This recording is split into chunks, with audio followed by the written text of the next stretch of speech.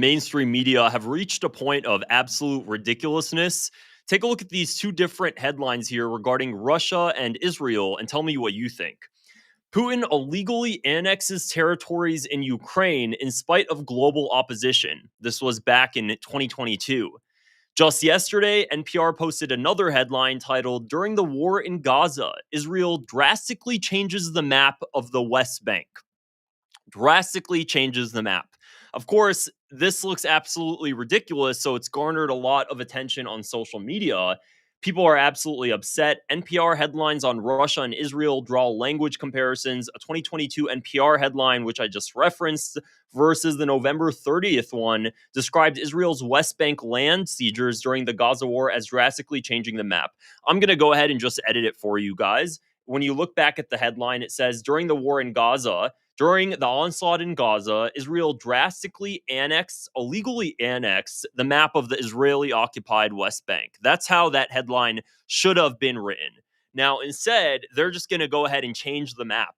Oh, we're just going to go ahead and redraw the map. It's not like it matters to anybody. This is now our territory, and it's okay, guys. We're Jews, and we're Zionists, and we're Israelis, and we can do whatever we want. So that's really what's going on here.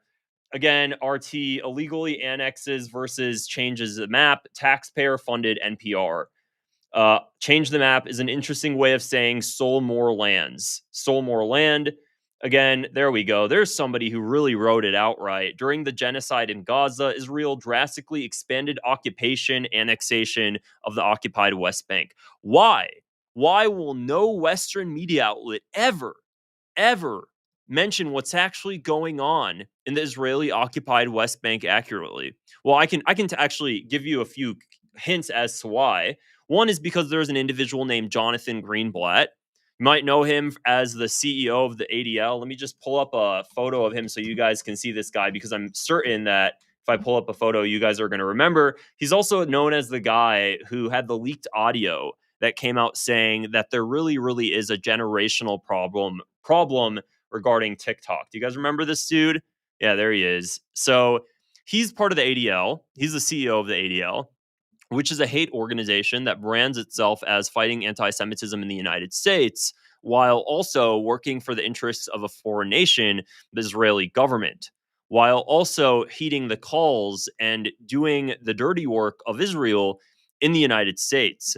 The Anti-Defamation League will pressure and lobby mainstream media outlets to, in their words, describe what's going on in Israel accurately. When they say accurately, they mean make sure to never include the word Palestine in a headline. You'll never see a mainstream media outlet, a Western mainstream media outlet, use the word Palestine in a headline. They'll always use the word a Palestinian state.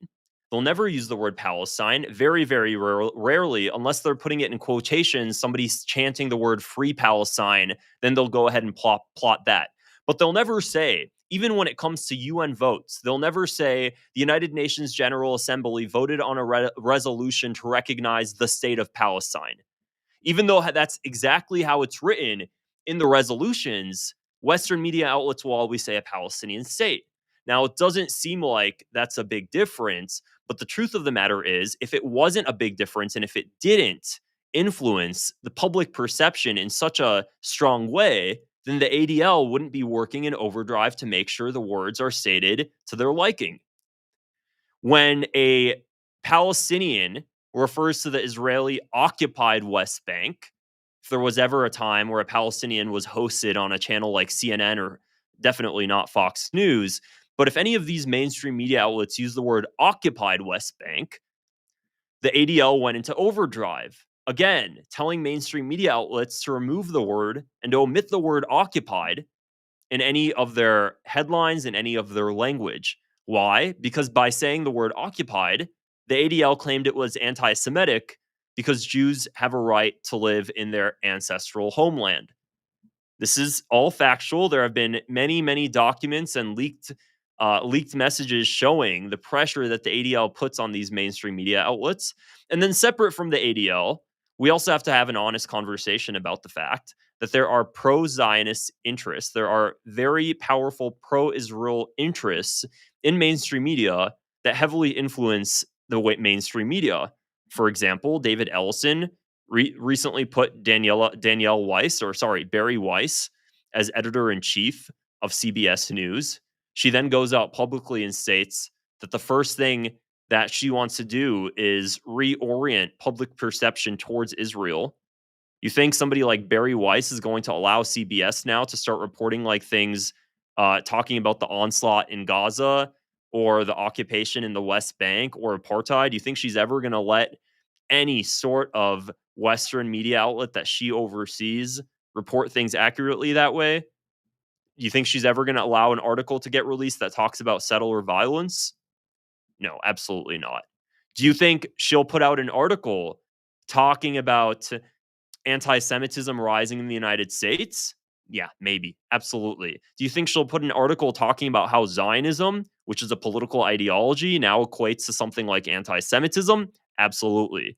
Do you think she's going to host Jonathan Greenblatt on CBS News and give him more of a platform to spew his propaganda? Absolutely. So when you see Western media headlines, and for context, NPR is a liberal, it leans conservative to liberal. It's a conservative to left-leaning outlet. It's considered one of the best when it comes to honest reporting among all mainstream media. It's right up there with Associated Press and Reuters. I think that if you look at mainstream media outlets, Reuters, Associated Press, and NPR tend to be most centered and tend to have decent reporting. However, there is something that people know as honest except for Zionism. And you'll see this in every single Western outlet, even if they're known as the most well-respected, honest outlets that are one of the most unbiased in the industry. They're as unbiased as it gets, and then they get to Israel. And it's like all for every single aspect of journalist integrity just falls out the window. They have no problem just completely dropping everything they've learned about unbiased reporting and just cuck to Israel in a way I've never seen before, I swear. These people, these journalists, so-called, have no problem completely dropping any sort of morality they had and just allowing their editor-in-chief or whoever is in their organization or in their company change the reporting of a headline from something that should be accurate, like the onslaught in Gaza, the genocide in Gaza, the apartheid in the Israeli-occupied West Bank, the psycho settlers that are on the hilltops just assassinating Palestinians like they're wild game, like they're cattle. There should be a little bit more reporting about that. But why doesn't Western media do that? How come Western media doesn't tell Americans that their tax dollars is funding that? We don't hear enough about that. How come Western media doesn't report on the fact that synagogues in Brooklyn are fundraising money for thermal imaging drones in the West Bank? I don't see any talk about that. Why are we not talking about the fact that synagogues and pro-Israel charities in Brooklyn and in Manhattan are fundraising money for a foreign nation, for a foreign nation's military? Why aren't we talking about that? Or for the fact that they're fundraising money for settlements that are illegal by international law? We don't talk about that. But it gets away with it. And Western media headlines would much rather focus on the rise of anti-Semitism while including that anti-Zionism as anti-Semitism. You're starting to see the hypocrisy here. You're starting to pick it up. If it benefits Israel, it's okay.